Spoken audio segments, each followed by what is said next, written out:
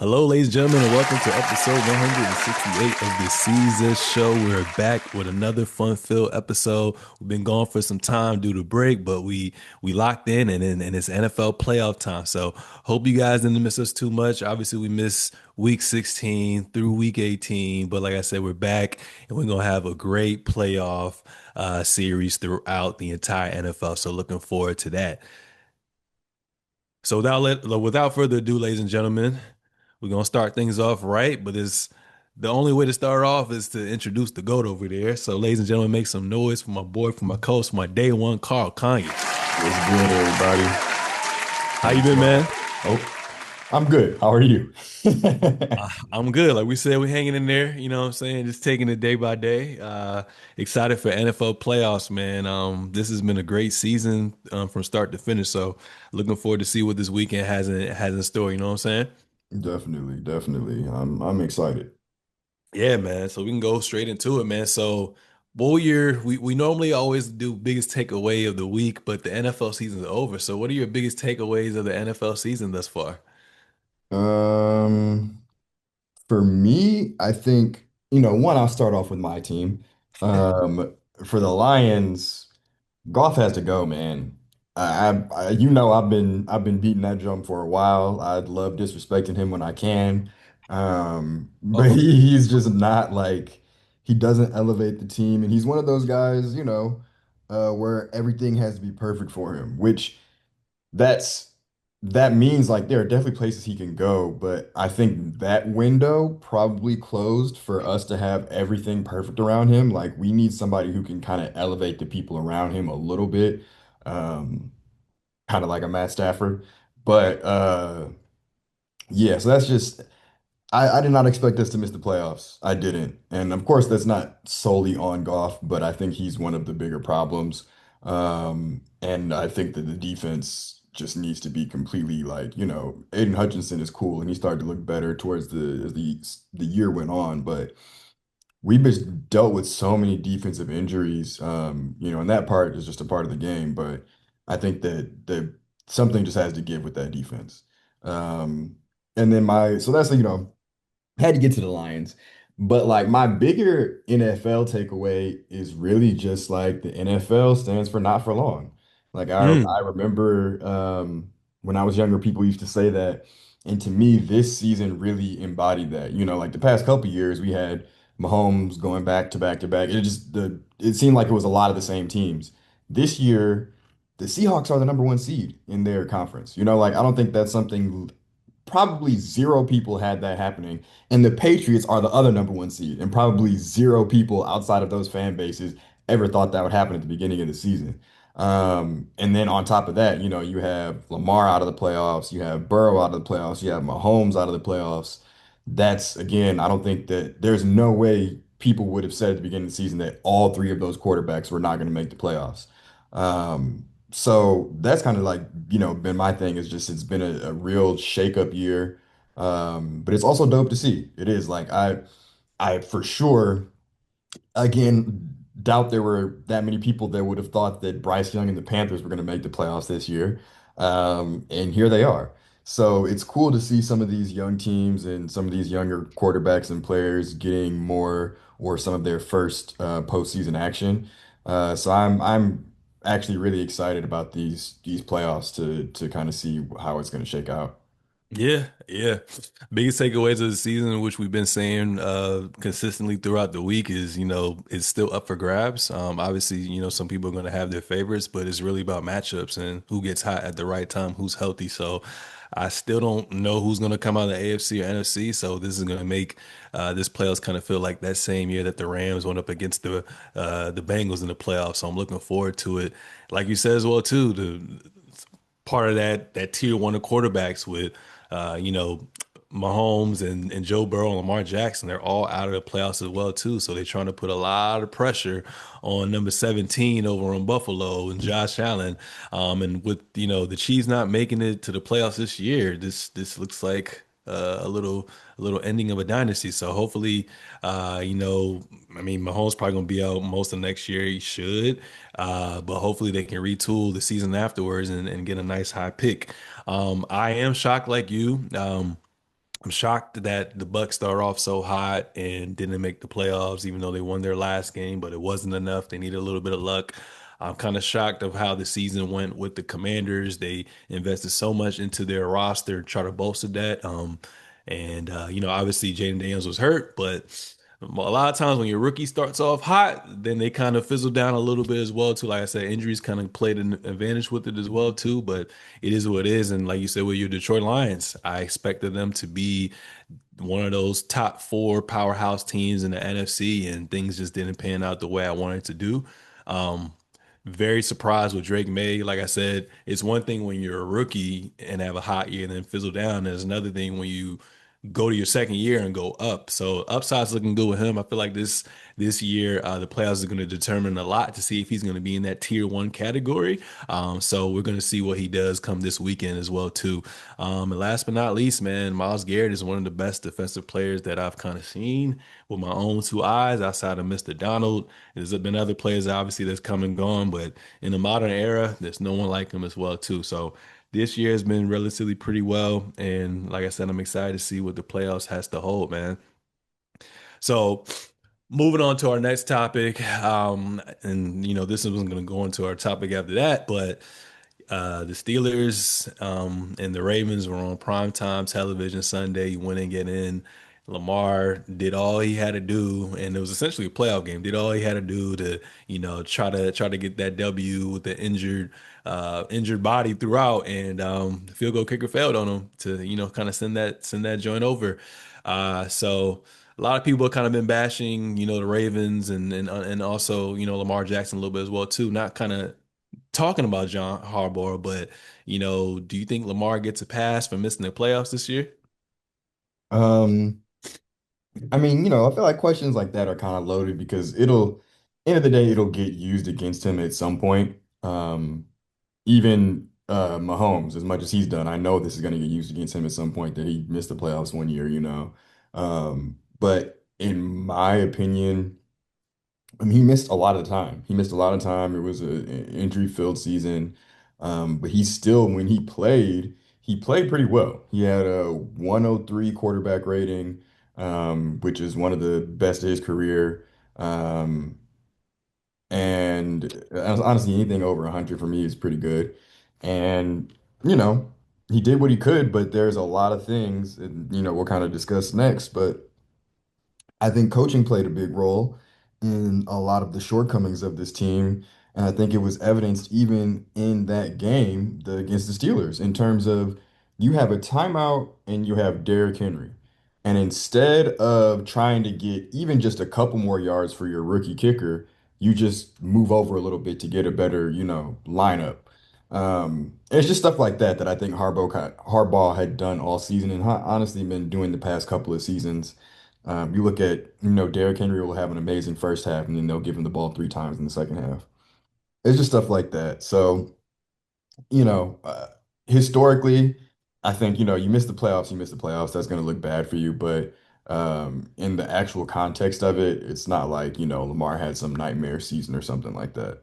Yeah, like you said, missed what about 4 games this year as well too, battling a lot of injuries, and like you said, coaching can kind of point to it. And I feel like it isn't as bad because of how we saw how he went out as well too. You know what I'm saying? He did all he could, but defense let up and special teams let up as well too.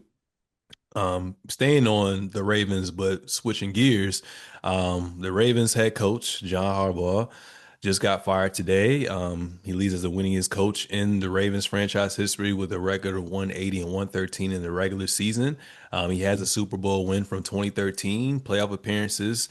The Ravens made the playoffs 12 of his 18 seasons as well too, and obviously this year won 8 and 9 and did not advance to the playoffs as well too, man. What are your thoughts? I know you talked about it briefly, but what are your thoughts on, John Harbaugh's tenure coming to an end for the Baltimore Ravens? I think it was time. I think it was just, beyond even a lot of the noise and other things, I think it was just time for them to get someone else in there. They hadn't really done anything, and you have a dynamic player who's still in his prime in Lamar. And coaches don't usually that last that long when they keep failing like that. Regardless of whose fault it really is, you're gonna you're gonna side over the player over the coach. You know, you can always get another coach. You can't get another Lamar Jackson. So I think that there's just a lot of decisions that he had made in these past couple of years that were very questionable. But you know, he has that Super Bowl pedigree, which I think is just totally overrated, especially in football. Guys will win one Super Bowl 20 years ago, and now all of a sudden it's like, oh, they're this great. Like, no, I just, what have you done for me recently? You know, and like that's how it really is in the NBA and for the most part in the NFL too. But I feel like a lot of these guys just get a pass when they've won one Super Bowl.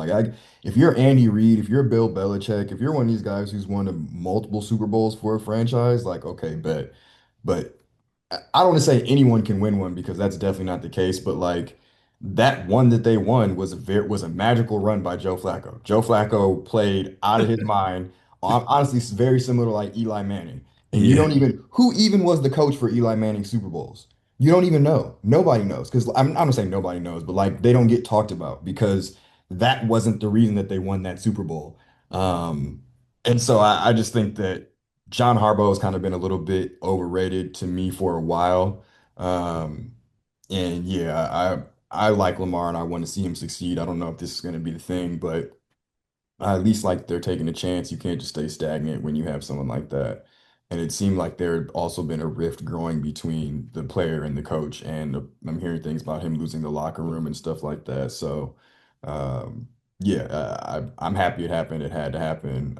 Also, the thing is, Harbaugh's going to get another job. If I he was, doesn't get one this year, it's only because he wants to wait out for a better opportunity, you know, like, yeah. so Yeah, I it's was just fine. about to ask you that. It's gonna be two questions. I was gonna say, you think he's gonna get another job? And let's say he doesn't wait, like what what vacancy looks kind of appealing, you think for him? One, yes, he's absolutely going to get another job because he's objectively a good coach. You know, like there's a difference between we see guys who are bad coaches and like okay, they're not all good coaches can get over the hump though. You know, and like it's the same is honestly happens a lot in the NBA where it's like we need another guy to get us where we need to go. And that other coach will still go find somewhere else to be like, and there's still going to be teams that need somebody who can because there's a lot of, you know, the Ravens, it's like we're looking at Super Bowls. A lot of other teams are just trying to make it to the playoffs. Harbaugh can do that. He can absolutely get you a team into the playoffs. You know, his expectations are just different. But I honestly, I would have to, you know, I think I know the Falcons fired their head coach. Who else? The Giants, I think, fired their head coach. And we're about to talk about the Browns next. They fired their head coach. Browns hired their head. I don't know. That's why I think he might potentially. Raiders.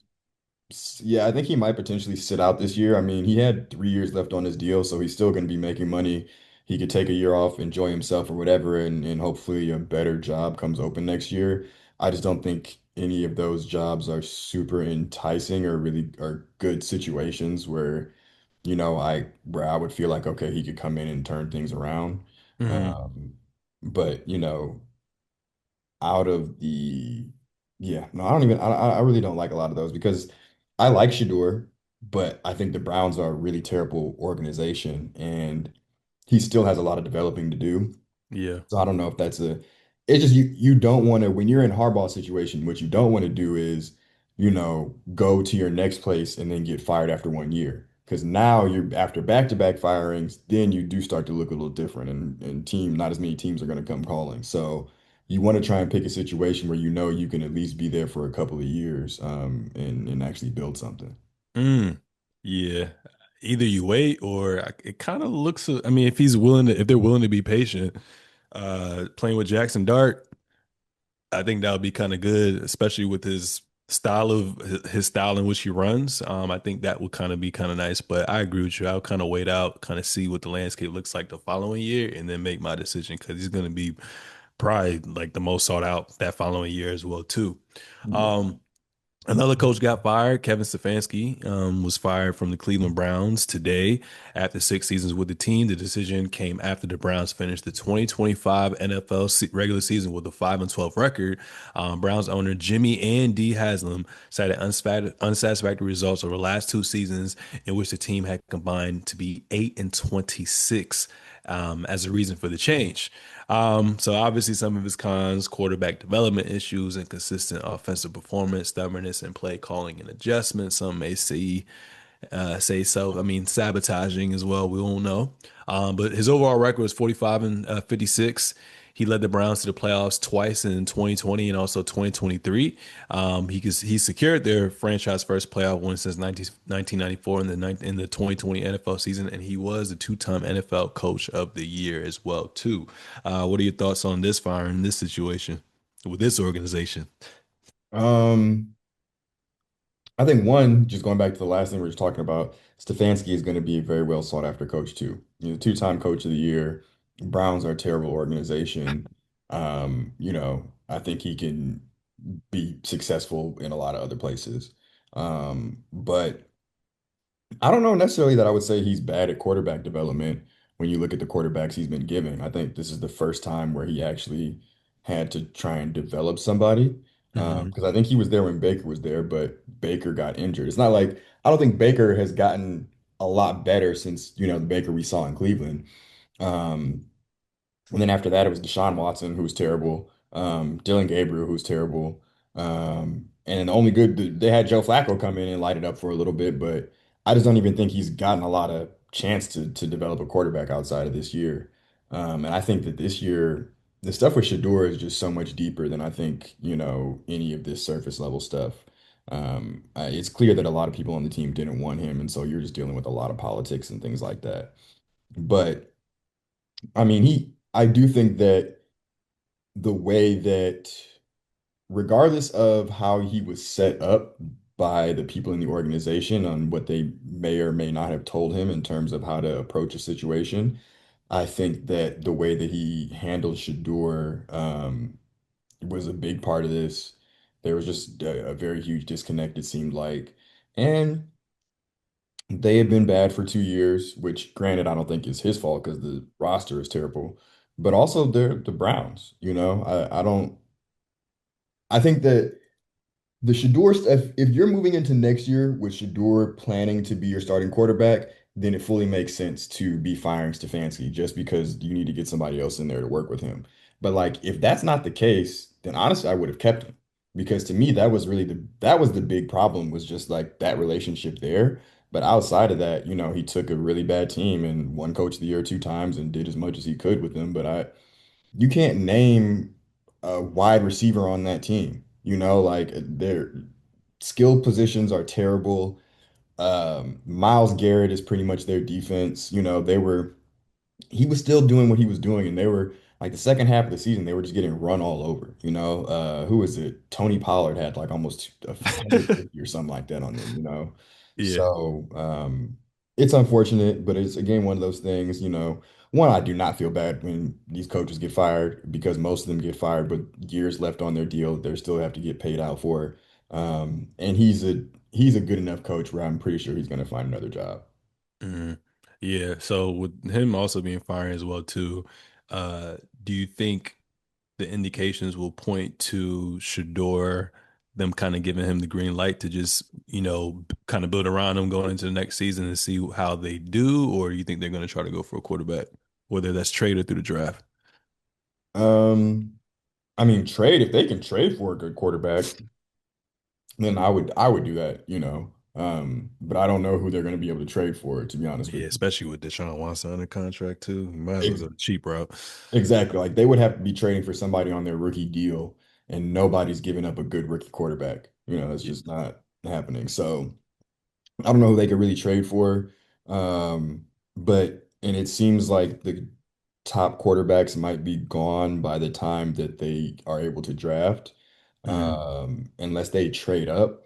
But also, and to be honest, I haven't followed this college football season that much, but I've been hearing that people aren't super high on these quarterbacks either, like Mendoza and the other person. So Dante Moore on it, yeah. yeah, yeah. So, maybe they do take a quarterback, but I think that it's definitely, I think that it would be better to kind of stand pat and work on what you have with Shador, go through that second season. I mean, to be fair, the pedigree is different because Bryce was drafted number one, Yeah. But if, Bryce still just got the Panthers into the playoffs and it took, 3 years in order 3 years, to do yeah. it.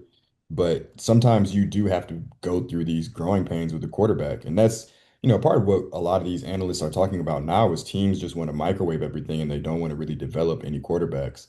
Yeah. Um, and I think that, it would behoove them to try and just actually develop someone rather than just drafting another rookie and throwing him in there. Yeah. No, I agree with you. I agree with you.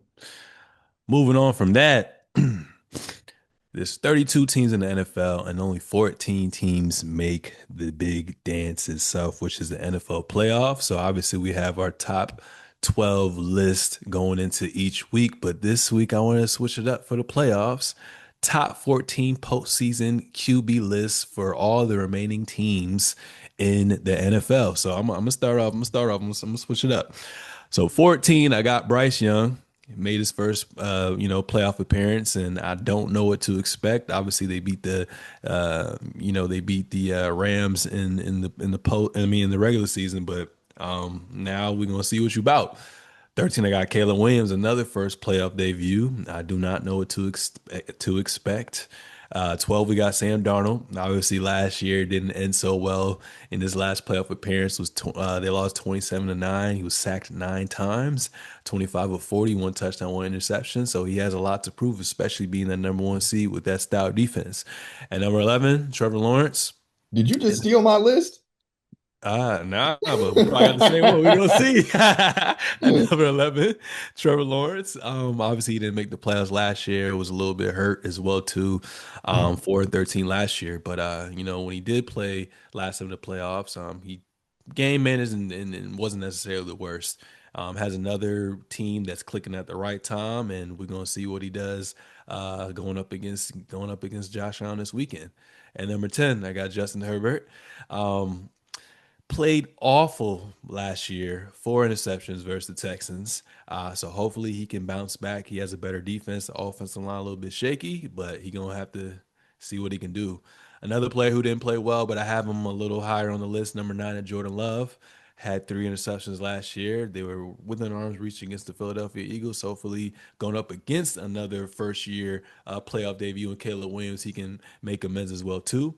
And number 8, CJ Stroud plays it safe. Hopefully, he can utilize his legs a little bit more this year. He got the defense to do so. If he keeps it out of harm's way, he can be like a Rex Grossman. If he keeps it out of harm's way, he can be like an Eli Manning. If he keeps it out of harm's way, he can be like a Peyton Manning on his last arm, literally.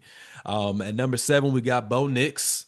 Number one seed in the AFC. He didn't necessarily play the worst, but last year in the playoffs. But I feel like he's improved a little bit from last year.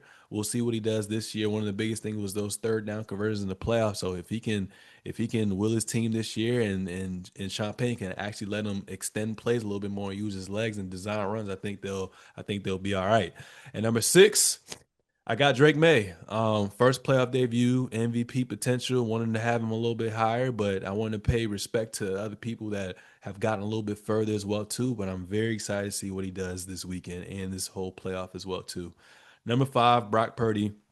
Um, Taking his team to the NFC Championship multiple times, and he's been to the Super Bowl as well too. We're gonna see what he does against his Eagles defense. Number 4, I know he old as hell. Discount double check, hasn't been to playoffs since 2022. Got something to prove. We got Aaron Rodgers. Number 3, hasn't had the best season, a little but he is the reigning champion in Jalen Hurts. We'll see what he does. To beat the champs, you got to beat the champs, so things kind of go through him. Number 2, got a lot of pressure on number 17, Superman himself, and Josh Allen. Everyone keeps creating this narrative. We know it's a team sport, but a lot of the heat goes to the quarterback. This year, there's no Mahomes, no Burrow, no Lamar Jackson in your way. Those have been the Achilles heel for you. So now you got to up your level of play. And number 1, you got all the motherfucking weapons. You probably gonna be the fucking MVP. Matthew Stafford, show me what's up. So that was my top 14 list. Carl Conyers, what you got? So our first, or I guess our last four are basically the same. I had Bryce at 14, Caleb at 13, Darnold at 12, and Trevor at 11. Um, Okay. Trevor, the last time he was in the playoffs, I think he threw three first half interceptions, and then he threw three touchdowns to bring them back. But I don't like that. After Trevor, I have Bo Nix. Okay. I don't fully trust Bo Nix, to be honest with you, but we'll see. Then I have Herbert, who again, like you said, had an awful really time last year in the playoffs, so he's definitely at the back of the line for me. Then I have Jordan Love. Then I have Stroud, who's Stroud is such a mixed bag. After his rookie year, everyone thought he was going to be something, and it was one thing to have the sophomore slump, but he still just hasn't really fully found it. So it'll be interesting to see what happens there. Um, Also, I think something that people discount is he had a lot of weapons, like Tank Dell and some of these other players that are now injured. So uh, just I guess for in the future, he gets them back. We'll see if he returns to what we were seeing. Then after Stroud, I have Rodgers. Still. I have to give him more respect than the guys that I just mentioned, but to be real, Aaron Rodgers is not some prime playoff performer either. Hmm. It's kind of been the bugaboo of his entire career is that, he had that one, but wasn't able to ever do anything ever again. Hmm. Um, then I have Brock Purdy, who also he got his team to a Super Bowl and plays pretty well in the playoffs. Then after him, I have Hurts, which is funny because like he was off of a lot of my lists, at the Yeah. end of the year. But when it comes to the playoffs, he usually plays well. So, we'll see how this goes. But he's the reigning Super Bowl MVP. The last Super Bowl he was in before that, he threw for like 400 yards. Um, he tends to light it up in the playoffs. So, we'll see what happens there.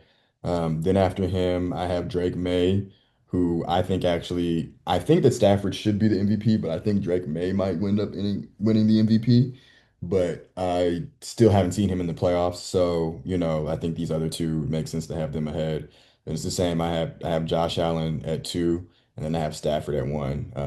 Josh Allen is, he's had really good playoff moments, still never made it to the big game. Stafford has won the big game. So I just had to give him that respect. Now, out of all these quarterbacks, so we got first playoff debuts in Bryce Young, Caleb Williams, and Drake May. Who do you think is most likely to win their first game this weekend? Drake May. Well, Drake May is not going to play this weekend because he has the bye. Well, the number one seed's at a bye. So Seattle got the bye in the NFC, and then the Broncos, Bo Nix has Oh, their the bye. Broncos. You're right. Yeah. You're right. Yeah, yeah. So you got Drake May regardless. Yeah, yeah. Regardless, I think Drake May is the most likely out of the three to get a win. Yeah.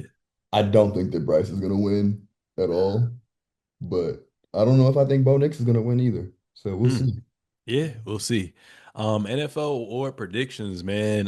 So who do you have as the MVP this year?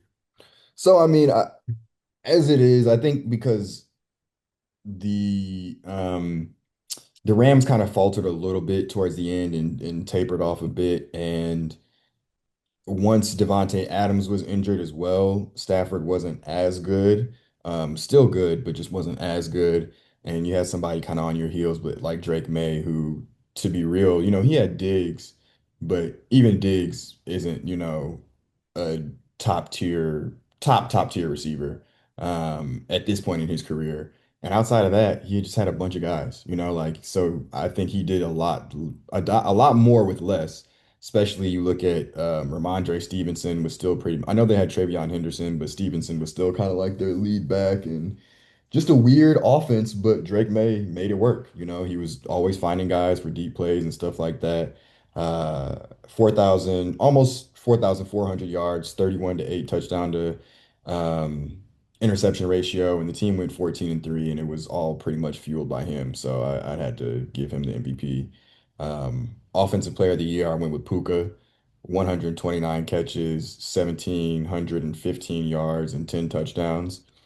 Very close to JSN. JSN had maybe like 80 more yards and also 10 touchdowns, but I had to go with Puka because I think that he was just a machine and really, really carried the team. I feel like JSN, which isn't to discredit him, but did a lot more long yardage work. And Puka did, of course he had big plays as well, but worked a lot more in between the margins and made the most out of that. So we went with him. Defensive player of the year, it has to be Myles Garrett. Said broke the sack record, and I do kind of like that in the NFL we can award players for at least, especially when MVP, definitely not. But when it comes to offensive player of the year and defensive player of the year, we can actually award players on bad teams because we can still see like, yeah, the Browns sucked, but Myles Garrett had nothing to do with the fact that they suck. Like you can still see the individual excellence there.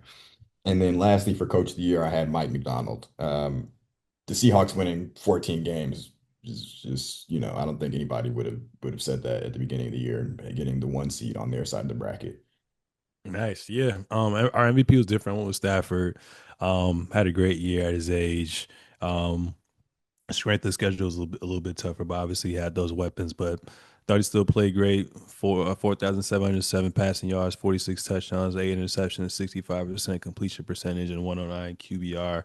Like we said, same thing. Defensive Player of the Year. Myles Garrett broke the sack record with 23 in the last game against Joe Burrow, divisional opponent. 60 total tackles, three forced fumbles. Coach of the Year as well too, Mike McDonald. I did not expect the Seahawks to go 14-3. Best record in the NFC, secured that number one seed in the NFC. Everything travels through Seattle, and they ranked top 10 in offense and defense this year. So major props to him. Offensive Player of the Year. I was between Puka, James Cook, and Jackson Smith, and I went with Jackson Smith and Jigma. Like you said, 119 receptions, almost 1,800 yards, and 10 touchdowns. One of the reasons why Sam Darnold had a decent, not necessarily the same year as he did last year. Obviously, he had Jetta, but still had a pretty productive year. And one of the reasons why they're number one seed. Also, offensive rookie of the year, I went with Tech McMillan, only rookie to get 1,000 yards, had 70 receptions, 1,014 yards, seven touchdowns. Defensive rookie of the year, I went with Carson Schwensinger, linebacker for the Cleveland Browns. Had a standout rookie season. 156 total tackles and 2.5 sacks over 16 games. And then comeback player of the year, I went with Christian McCaffrey, fully healthy, dual threat as far as being a running back. 1,200 rushing yards, 10 rushing touchdowns, 924 receiving yards, and 7 receiving touchdowns as well too. Moving on from that, AFC playoff preview, man. Steelers Texans, man. Who you got, bro? Texans. I think that this game for me is more about the defense. The Steelers offense has been really bland for the vast majority of the year. So playing against the best defense in football right now, I think is going to be a tough task. Yeah, bro. I gotta go with it as well too. I don't really see the Texans putting up that many points, but I think we're going to see, like you said, dominant performance. And the fact that this is an advanced age of Aaron Rodgers, we've seen a lot of these top tier quarterbacks struggle against them. So when you're not that mobile and you can't extend plays, and they cut that water off with the run, it's going to be a long day. Like this, is probably going to be the game where we gonna get the announced retirement from Aaron Rodgers, but he gonna announce it before he even leave the Texans stadium. I think he gonna get sacked like three, four, 5 times. It's just gonna be a rough night, and it's gonna be tough, and it's a road game as well too. So I probably got the Texans winning like low key dog walking them a little bit. And all CJ Stroud has to do is just not turn the ball over and they will win. So I got like a 20-7, 20-6 type of game. Um, Chargers, Pats, man, who you got? Pats. Yeah, I got the Pats too. They got home field advantage, and even though they had one of the easiest strength of schedules in history, you got to play who's in front of you. But I'm more impressed with the Patriots with they took care of the games they were supposed to take care of. You know what I'm saying? Oftentimes, some teams play down to their opponents. They dog walk their opponents. I don't feel like the Chargers are built to play from behind. And I think the Patriots don't necessarily have the best offensive line, but if you compare offensive lines to each other, I feel like the Chargers kind of are kind of weak in that aspect as well too. Now they've proven that they've had a great defense, so that'll be something because the Patriots have had an easy schedule. We'll see how challenged they are. But even though Justin Herbert didn't play last week, his hand's still a little banged up. We're gonna see what happens. But I kind of still have a sour taste in my mouth from his performance last year. So hopefully, he can make this game entertaining. I think this game's most likely gonna probably go down to the wire. I don't think it's gonna be a dog walk just because it's one person has something to prove and another person's first time around. But in New England, it's New England too. You know what I'm saying? It's gonna be cold up north, and those some Cali boys. So I got a 24-17 type win. Bills Jags, who you got, man? I'm gonna take Bills, even though the Jags are a weird team because I probably said this in one of our episodes before. It doesn't feel like they should be as good as their record is, but they are. And I Mm. can't take that away from them. But I think that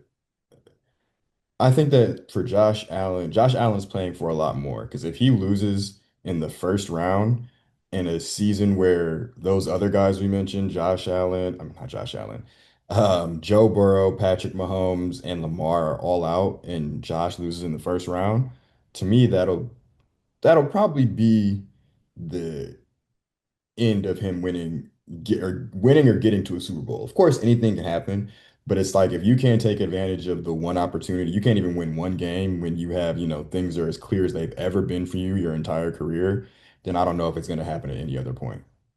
Yeah, it's so crazy because like the more and more you watch football, you really realize that it's a team sport. Obviously, I watched not all 17, probably about 15 and a half games, and you can just kind of see the flaws compared to other teams. But like you said, at the end of the day, the narrative is always going to be different, right? These other guys are in the playoffs, and the guys who are in the playoffs have been the reason why you haven't made it to the final stages, which is the Super Bowl. But um, no excuse.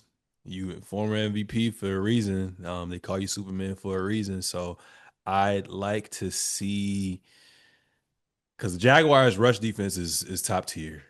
So that's something that we're gonna have to do. I think we have one of the best O lines in the NFL, and we got this nice tight end trio that we can kind of mix and match to get those yards. Is the reason why I thought James Cook was gonna, you know, be one of the runner-ups for Offensive Player of the Year. So if we can get that running game going and get the play action game rolling, especially with Dalton Kincaid coming back, I think we're going to be looking very promising. And I know he old as hell. We got him off the street, but Brandon Cooks, at least the last 2, 3 games, has looked like with a little bit more reps, he can be somewhat of a deep threat. So, if we have to go man, hopefully we can get a couple goal balls his way. And I think we've kind of figured out what is not the best, but what receiving core can work. And Josh just has to have a balance of being Superman, but also kind of minimizing his risks and kind of really, you know, take what the defense gives him. Our rush defense is one of the worst in the NFL, but I feel like the last couple of games we've kind of been doing well. And our pass defense actually, to round out the year has been a top 10 pass defense. So we'll see what happens. Hopefully, Trevor Lawrence can be wishy washy. But I'm going to Bills. I'm going to Bills on the road. They're gonna have to play every game on the road essentially, and then try to get to the Super Bowl. So we'll see what happens. It's gonna be a tough challenge. So I got a shootout as well too. So I got Bills winning 28-24. NFC playoff preview: Eagles 49ers, bro. Who you got?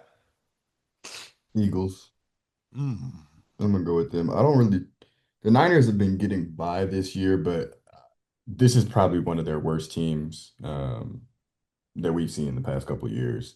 And they've been still finding ways to win, but um, I think that yeah, I right now I trust Hurts a little bit more than I do Purdy in the playoffs. Yeah, yeah, yeah. I feel like historically speaking in the playoffs, the 49ers match up well with the Eagles itself. But I mean, the Eagles defense has been what's keeping them constant.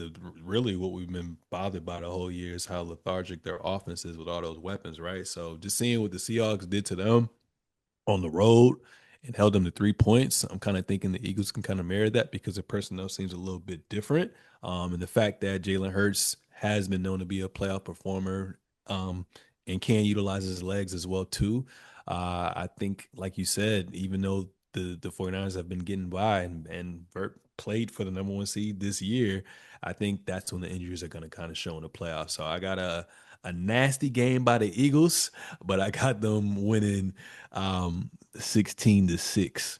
Uh, Rams Panthers, man. The last time they played, it was 31-28, and this was one of the games where we kind of the narrative kind of flipped a little bit because Matthew Stafford not only lost to the Panthers, but he threw three picks in that game and set up the Panthers to get that game winning field goal to steal that, even though it was a home game for the Panthers. But who you got? The Rams. I don't care about that. It doesn't mean I can't remember what it was, but I think the same thing happened with Mahomes, where it's like this team had beat him. I think it was y'all maybe beat him like two Raiders. times in the regular season. Then you get to the playoffs, and it's like, oh, okay. And the same thing. And I'm comparing him to like greats, but like LeBron, I remember. I think it was the Cavs or Toronto. One of those teams swept them in the regular season, and then when it got to the playoffs, it didn't matter. I just think that, the Panthers are happy to be here. Their fan base is happy to be here. The Rams aren't just happy to be here. This is where they're supposed to be. And I think that it's the playoffs. I don't, and again, this could be Bryce Young's coming out party, but I have zero faith in him. Like I said, he played a lot better this year, and especially for a guy who would look like might lose his job like a year ago, but it's not like he had some superstar year either. So, Yeah. No, I agree with you. I think that division's relatively pretty weak. Matthew Stafford, I do not see him having turnovers like that again. They're gonna look at the tape, and they're gonna be locked in. I think Bryce gonna have a bad game, and they're gonna dog walk them like 30-10. And Matthew Stafford, if you're not MVP, you're gonna be a runner up. If you're not MVP, you may be Offensive Player of the Year. So you got a bevy of weapons, no excuses at all. And last game for Wild Card Weekend, Packers Bears. Who you got? this one I'm actually going to take the Bears. Mm, I think the Bears, which is honestly, I've been saying this a lot. I feel like that's kind of the theme with a lot of these teams this year. It feels like the Bears have just been finding ways to win. And Caleb has been clutch. Caleb has been clutch. His completion percentage is terrible, yeah, I but told you that last time. but when the game has been close and, pretty much all year in the fourth quarter, he's found a way to win. Yeah. No, I agree with you. I was going back and forth. At first, I had the Packers, but I was like, man, kind of like how we talked about with the 49ers being banged up. You lose two of your front four players that you need on the defensive end. With Michael Parsons going out as well Oh, too. yeah, I'm I just forgot like, about that. Yeah. I'm like, yeah. And y'all on the road. I'm like, yeah. But it is a divisional game, and divisional games are the trickiest. So I think it's still gonna be close. But like you said, like Jordan Love still hasn't proven that he elevates his game. And obviously this is Caleb Williams' first game, playoff game as well too. But like you said, he's been clutch, especially towards the end of the season. So I think when it comes down to it, and also being at home, I think the Bears defense is going to be very physical, and I think they're going to put Caleb Williams in positions to make that game winning drive. And obviously, I think what the Bears coach is the Detroit Lions former OC, so he might have some little trickery dialed up for them as well too to get a scored touchdown or two over there. So I got the Bears 2017. Good. So moving on to NBA, almost done for the day. Any takeaways thus far with the NBA? Um, it's, we're getting close to All-Star, which means we're getting close to trade season, trade deadline, and it's already starting to heat up with what we'll, discuss next. That's something I'm very interested to see because mainly the Warriors need to do something. It just feels like they're letting Steph waste away over there. And also the Bucks need to do something because at least, Giannis is a lot younger, but still kind of wasting. This team looked terrible on paper when the year started, and everyone knew that. And lo and behold, the team is like 16-20 or something like that. Yeah. So, yeah, he's got to go or somebody they got to make some big change there to switch some stuff up. But uh, I think the one thing I will say about the season right now is, well, I guess I'll say two things. One is that what the Warriors did when they went 73-9 was some incredible shit. even though they ended up losing the championship, that doesn't take away from what they did in that regular season and how hard that is to do. Because I remember when the OKC started off this season, I think 25-1 or something like that. It was like, oh, okay, they're on this pace to, beat the Warriors or tie that record or whatever. And they look dominant as well. Like I feel like everyone was kind of on that bandwagon, and now all of a sudden they're like 5-5 over the last couple games.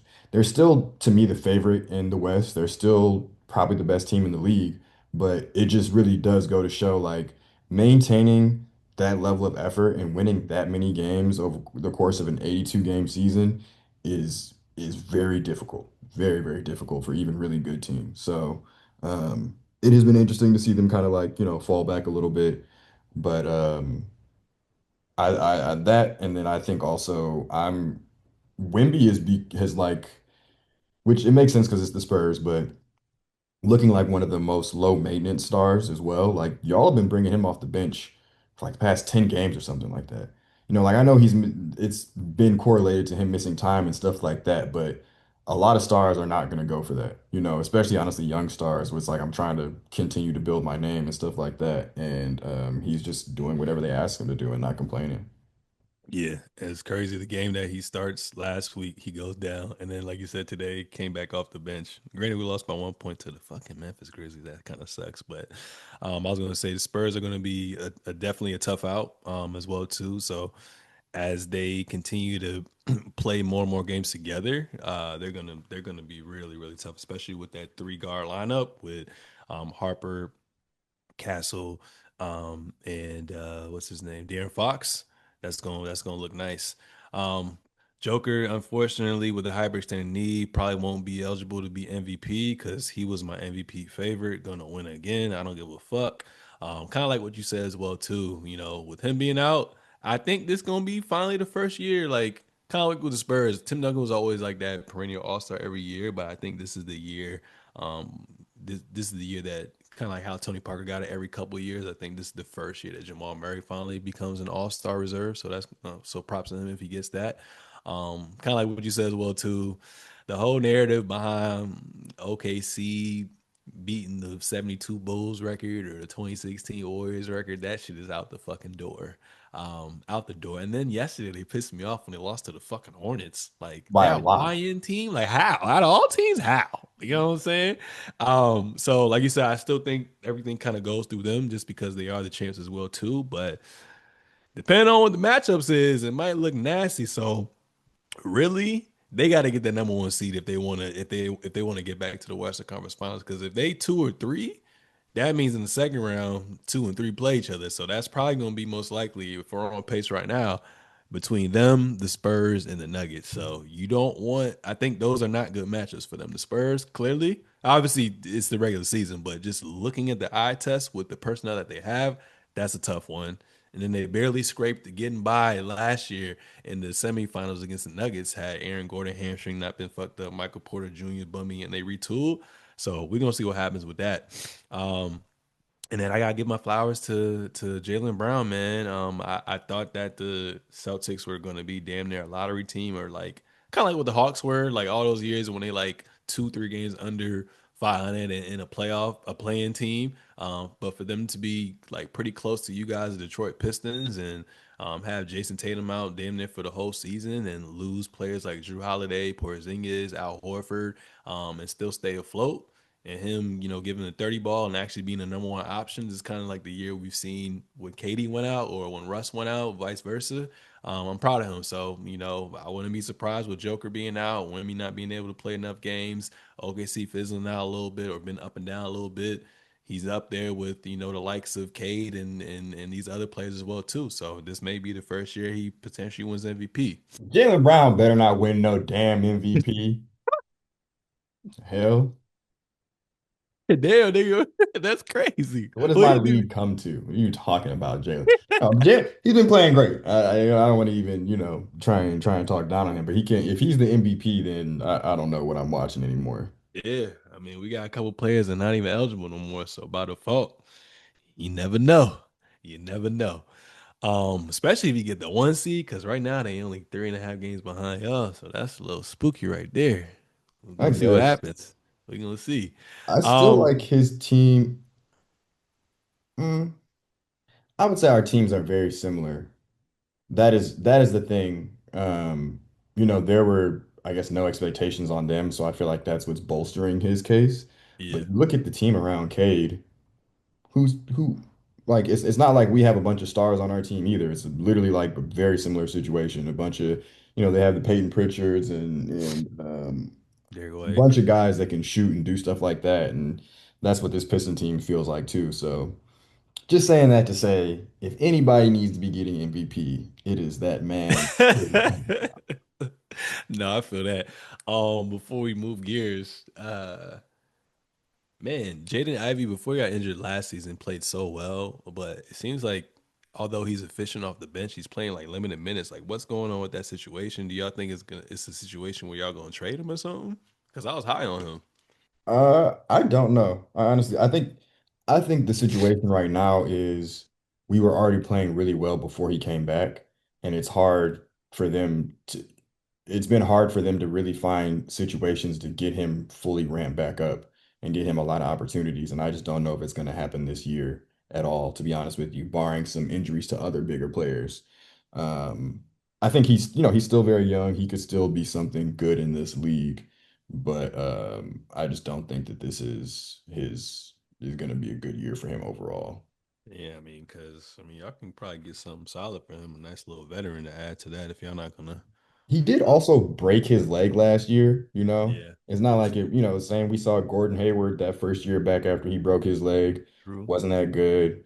Paul George is a little bit of a different situation, but yeah, I just think it was a pretty big injury. So I mean we could flip him, but honestly, I don't think, at least in terms of the East, I don't think the Pistons need to make any moves in order to, Especially to this year. maintain the number one seed. Yeah, I agree with you. I agree with you. Last topic of the day, man. Latest news on Trey Young is that he and the Atlanta Hawks are actively working together to find a trade destination, signaling the end of his 7 year tenure with the team. Only played 10 games this season. Out of those 10 games, averaged 19 and 8, and the team has been better without him with the winning record. His efficiency has been dog shit. 30.5% from three, 41% from the field. Cannot hide him on defense, getting exploited. And I think his entire tenure there, their records 233 and 287. Granted, they never necessarily put the pieces around him outside of this year, and I guess that Eastern Conference Finals run. But you're on the team, so the records are going to show 44% win percentage. What is your thoughts on this whole Trey Young situation? Him as a player, where do you think he should go? Yada yada yada. I mean, I think we had to have talked about this earlier in the year. I really feel like because we were like, what team would he be decent on? Because I feel like the writing had been on the wall. This year you have your young stud right now in Jalen Johnson. You have your defensive guy in Dyson Daniels. You still have Reese Shea, who might be something, I guess, and Okongwu, and they have a good team. So and they were winning without him. I think it was just clear, like, they can do things. So I think, it was about time, but Trey is one of those weird situations where they're saying, one of the big suitors that has emerged is the Washington Wizards. And the That's reports that are coming out of there are saying that the Wizards want the Hawks to attach some draft capital in order for them to take on Trey Young. So, like, his value is basically just kind of at an all-time low right now, yeah. which I think sucks for the Hawks because I think that if he's in a decent situation, he'll still be able to play well. I mean, he's like Jalen Brunson light, Jalen Brunson's not good at defense either, and he's can score and, assist. I think he's probably not probably, he's definitely a better passer than Jalen Brunson as well. Um, That's about it. yeah, I mean that's about it. But um, just in terms of there's definitely a situation where he can thrive or excel or at least, be a part of a good team. But yeah, it sucks because his value is really low. So I feel like Atlanta's going to end up getting fleeced unless they, take some deal from someone else who's really desperate.